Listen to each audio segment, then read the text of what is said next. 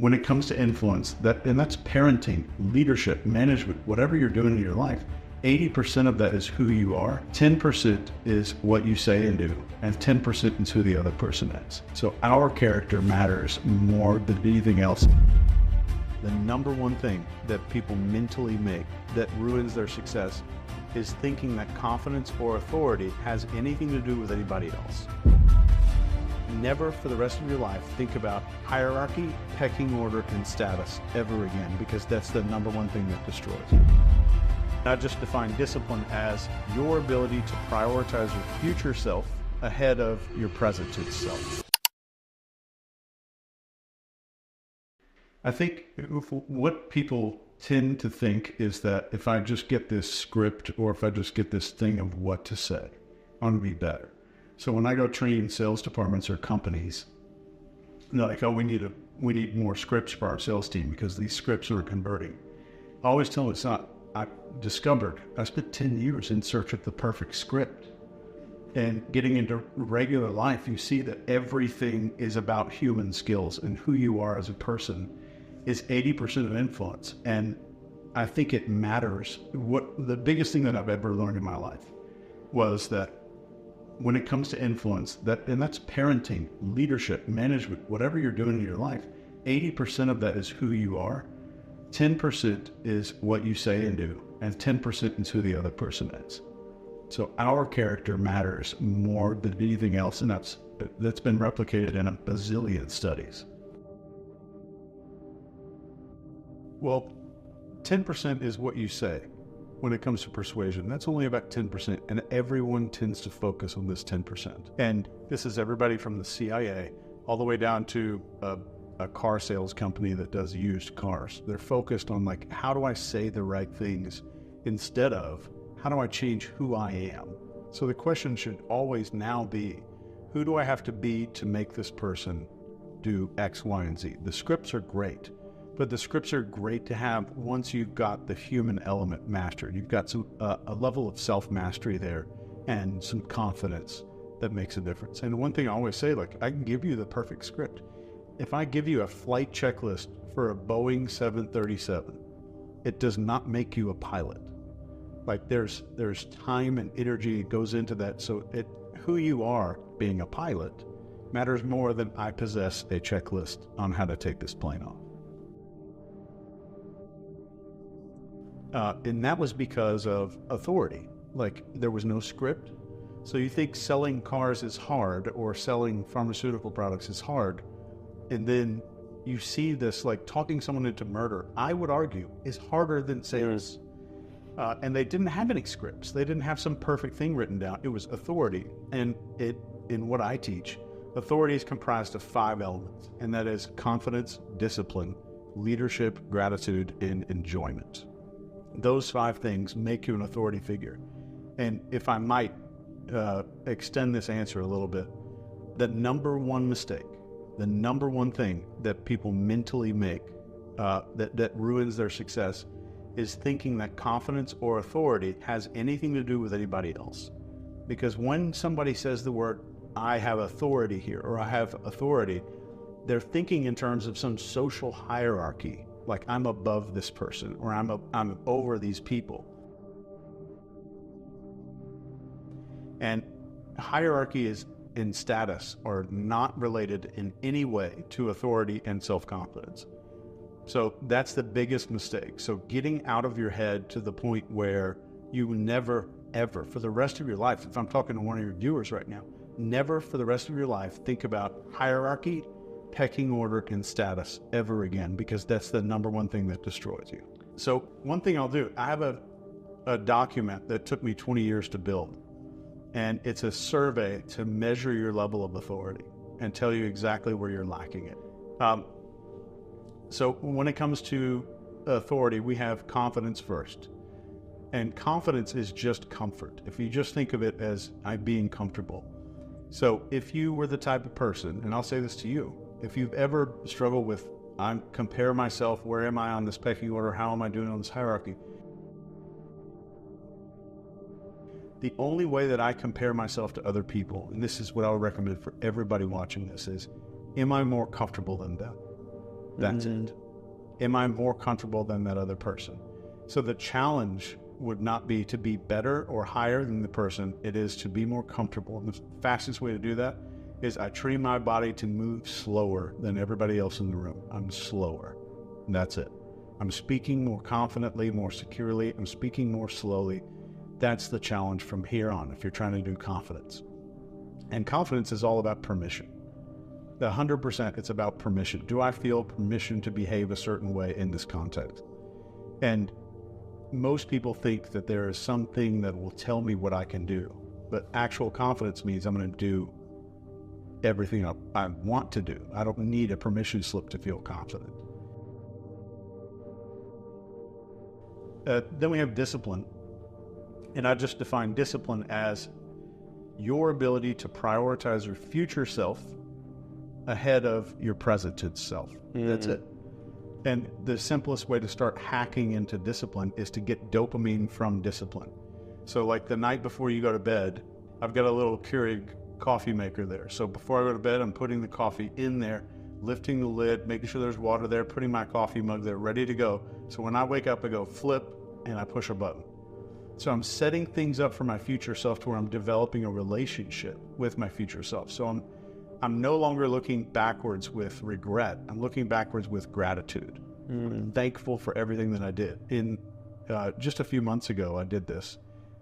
Since summertime is coming around, in the spring, I'll put like $50 or $100 bills in some of my winter coats, just as because I'll find that later. I'll forget about it. But I'll find it later in the year, and it's a gift to myself. And I'm getting dopamine from me. I become my source of dopamine. So the best way to do that, and people see oh, that guy's, somebody's going to the gym all the time. He's got so much discipline. That's not discipline. That's a habit that took like a tablespoon of discipline to get started. That's all you're seeing. So somebody's eating healthy, they're disciplined. They're not. They just have a habit. So the fastest way to get a habit is to figure out, how can I get dopamine from me doing this? So those little things, what can I do today? Not just for myself 20 years from now, but how can I get myself quick rewards tomorrow? And I'm going to lay my clothes out, everything's set up, I've got everything, I wake up and it's like I had a butler overnight, set all this stuff up for me. When I wake up, I'm like, wow. So I'm thankful to myself. This is it. So just having discipline. I'll give you an example. If you and I were sitting in an airport, you're going to be going down to Raleigh-Durham Airport in a few hours. If you and I were hanging out there in the airport, and I said, Maureen, look around the room right here. You're not a professional behavior profiler, but can you find somebody that's disciplined? We could see it. We feel discipline on people because they behave differently, they act differently. And if I say, look around and find somebody that's confident, your brain knows how to spot that. Your brain knows how to do that. It's been doing it for 1 million years since we've been kind of evolving. And all of these things trigger the human brain to say, this person is more followable than that person. So when we see authority figures, it's our mammalian animal brain saying, that looks more easy to follow. So just having that. And then leadership is being more followable. Am I communicating clearly? Do I complete my movements? So you'll see people that do half movements, so they want to reach for a water glass and you'll see that they don't kind of do it all the way, or so they don't complete movements. That makes them automatically, you become less followable, which makes you less of a leader. So what happens is our brain starts doing these calculations and says, what am I going to pick up that water glass? I'm going to pick this up and I'm going to look comfortable. I'm going to look cool. So that means we're living behind our eyes. Our experience is back here, behind my eyes. So I want to focus on, in conversations, all of my presence, my focus. If I'm confident and comfortable, I'm not behind my eyes. I'm going to be in front of my eyes in the conversation.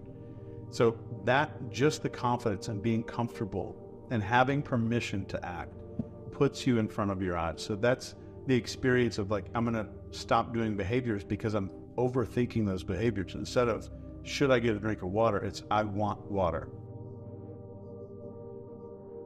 Then the next step is called gratitude. And you're like, well, how would gratitude have an effect? But if we were still sitting in that airport and I said, find somebody that's grateful, And you see somebody with those wrinkles right here, and you see them and just enjoying the mundane act of walking through an airport, and you see just a very slight smile on their face.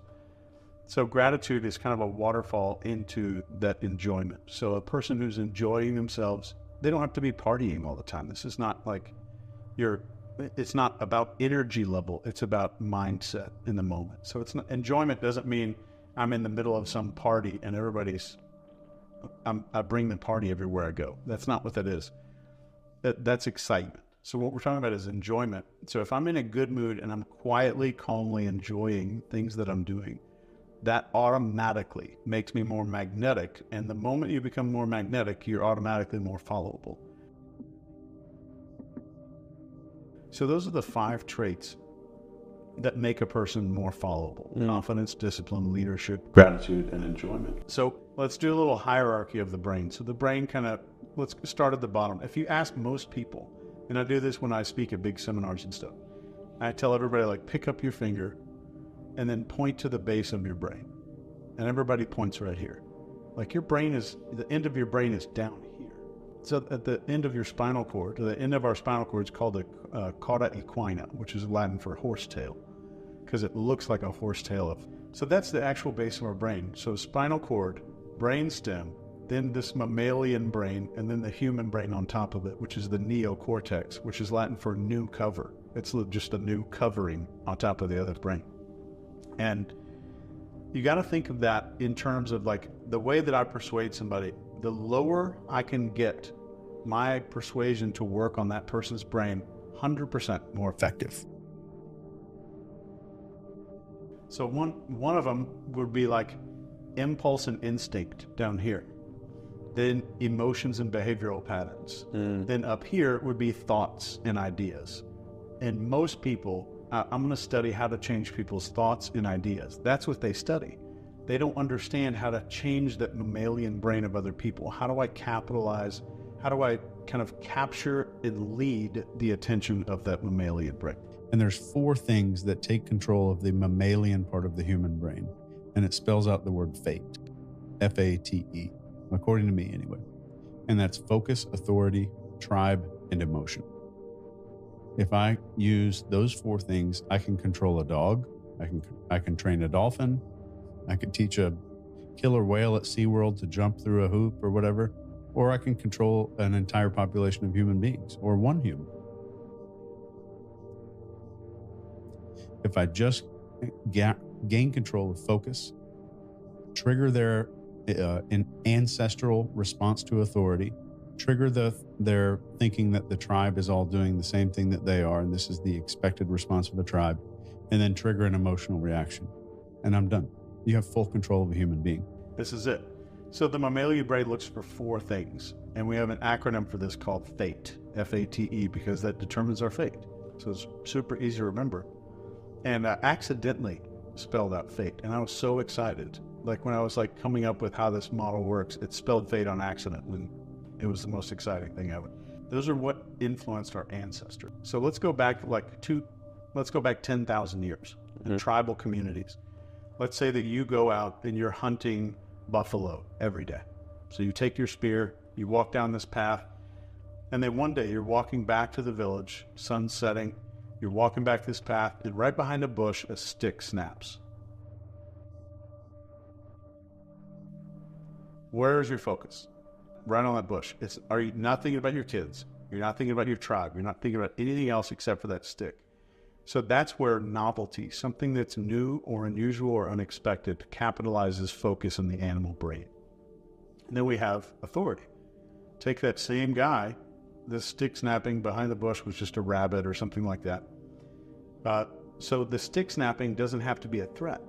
It's a potential value as well, right? So if you see a saber-toothed tiger back there, that's also a big deal.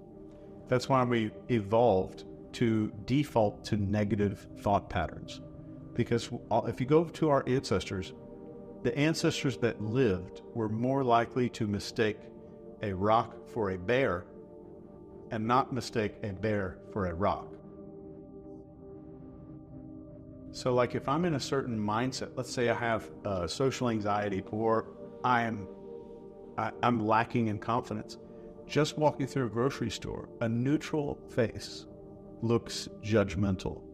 It looks angry. It looks threatening. So our brain will perceive it based on our mindset. So once you start becoming a lot more confident, you're going to see happier faces. It's the exact same face. You're going to see more faces that are open and welcoming and happy. Not because their faces changed, but it's because your perception changed. But we get a lot safer if we default to negative. If I see a neutral facial expression in front of me, if I just naturally default to that's potentially threatening, that saves my life.